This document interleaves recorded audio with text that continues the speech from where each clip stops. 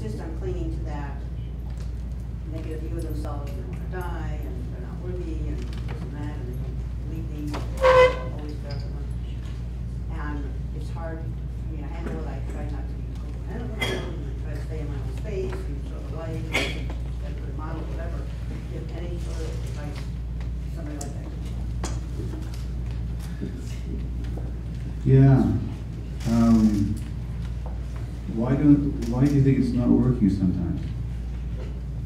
Well, first of all, you got to get, which is beginning, is that sometimes it doesn't work, right? Sorry, sometimes it's not working for you. Yeah, sometimes it does, sometimes it doesn't. Okay, have you examined the situations where it doesn't work? Sure. What have you found about why it doesn't work? Well, I find when I'm a little more detached and I'm just, working on my own path and doing my thing. It's going to work. That always works. Exactly. Well, you already know the answer, don't you? That is the key. Because when you're attached to them changing, then you're actually wanting something from them, to make yourself feel better. Which is actually what the abuser did to them too. Don't be too shocked. I'm not saying you're an abuser. I am saying that when they were abused, somebody wanted something from them to make themselves feel better. But I want them to feel better for them. I know, but when you attach to them feeling better, so that you can feel better, then you're still wanting something from them. So when you're following your own path, when you're concerned with your own growth and development, then you're not wanting something from them. You're there, but you're not wanting something from them. Then you're much more likely to be successful. So what you need to watch here is the degree of attachment.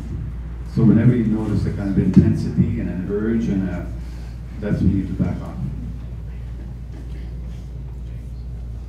Because what you're doing is great, but sometimes, for whatever reason, you over-identify, you over-attach, and that's where it's not going to work. It's really very simple. So what you have to do is watch what's happening inside and how much tension is here. If there's a lot of tension here, something's going on. Well, especially if they're threatening suicide, then I don't get it. Well, even if they're committed, yeah. But so the more triggered you get, the less competent you are, the less effective you are. Okay? Like even in the face of suicide, you have to be able to say, I get it. Right now the world seems so dark to you that you don't see the value of living. Not, you gotta live, you're so beautiful.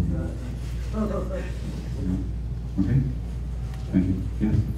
I worked in harm reduction for about 15 years. I ran the needle exchange program, and I'm in recovery now, and I work in treatment. And one of the things I find myself doing to myself and to the other drug users I work with is referring to their addiction as, the bad part when they, and now they're clean and now they're good. And we all know that addiction is not all bad. We don't always do all bad things while we're addicted, and nor do we, turn to saints when we're in recovery. And I try to be careful with my language, but there's a part of me that because I'm in recovery, that's really internalized that. And I'm just wondering if you have any ideas on how to approach drug users so that they're not sure. Think of it this way. When a kid is not rocked, what does he do? Little baby, 1 year old, is not rocked. What does he do in the bed? He rocks himself, right? When he's not being emotionally nourished, what does he do? He sucks his thumb. When he's not held, what does he do? He goes like this. Is that bad? It's just self-soothing. The addiction is that same part, now in an adult. In other words, it begins as a coping mechanism. The coping mechanism of that is self-soothing. Well, that's better than the kid can't lie there suffering in agony. They have to somehow self-soothe. And so that self-soothing is their attempt to be compassionate to themselves. Why make that into an enemy and calling it bad? Now the effects are bad. But that's just how the world is. But the impulse, the to take care of self. You know what? That's great that you learned how to take care of yourself. Except that way of taking care of yourself is going to create more problems for it. But to call it bad is to actually split off a part of yourself and to attack yourself for it. Okay? Yeah. Please. And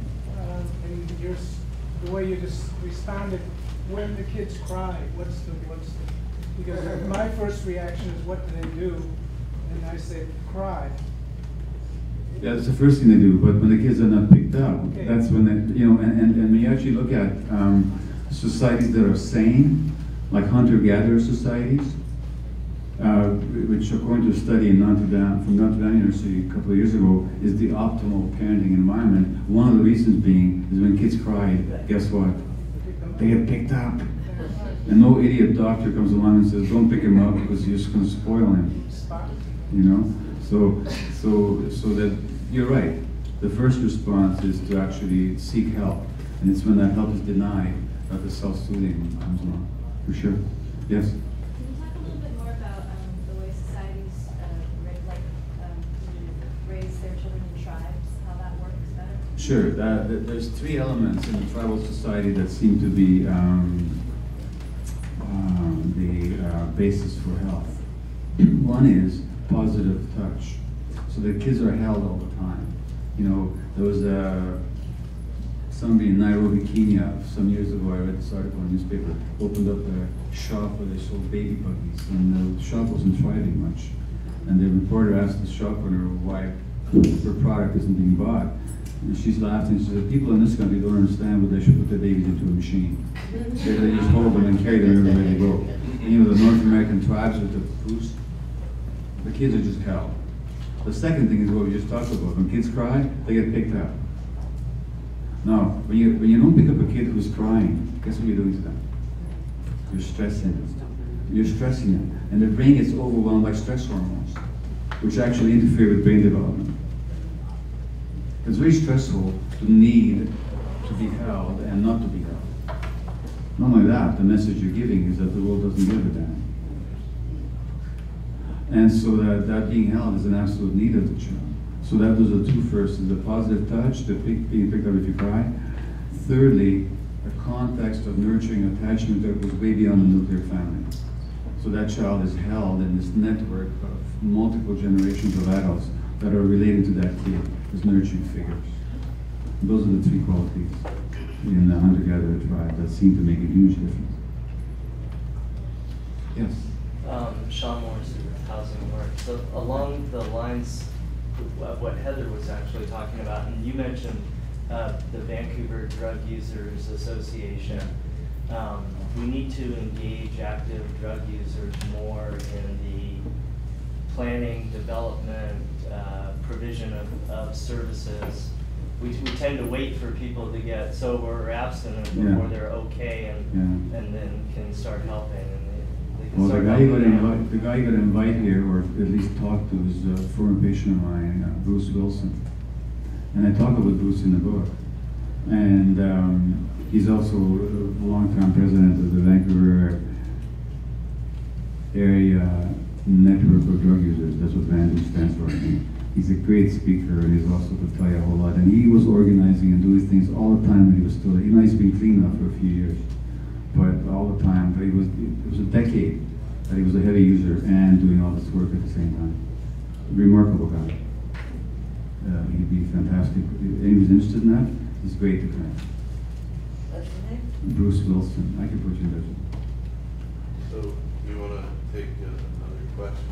I'll take one Wrap it more. up, yeah. Okay, I'll take one more question. Sure. Can you talk a little bit more about the link between nutrition, kind of our lack of a healthy food supply, Yeah. brain development, just overall environmental degradation and stress and anxiety? Well, the questions about nutrition and health and brain development. The reason I don't talk about it much is it's so obvious.